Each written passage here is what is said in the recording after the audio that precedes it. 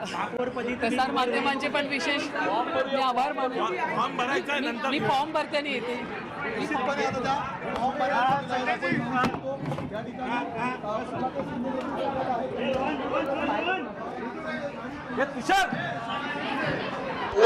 वर्षानंतर भारतीय जनता पार्टीचा महापौर हा मुंबई शहरामध्ये विराजमान होत असून, महायुतीचा महापौर हा मुंबई शहरामध्ये विराजमान होत असून, पंतप्रधान नरेंद्र मोदीजींच्या व्हिजननुसार सन्माननीय मुख्यमंत्री देवेंद्र फडणवीसजी यांच्या मार्गदर्शनाखाली मुंबई महानगरपालिकेला भ्रष्टाचार विरहित प्रशासन देण्याकरता, मुंबई शहराचा विकास घडवून आणण्याकरता, तसेच मुंबई शहराची सुरक्षितता अबाधित ठेवण्याकरता मुंबईकरांच्या आशीर्वादानं मुंबई शहराची महापौर आणि उपमहापौर हे येणाऱ्या काळामध्ये कार्य करतील. 6 वर्षाचा फॉर्म्युला शिंदेंनी व्यक्त केलेला आहे, त्याबद्दल काय नेमकं तुमच्याकडे 6 वर्षाचा फॉर्म्युला असणार आहे की पूर्ण भाजपकडेच महापौरपद राहणार?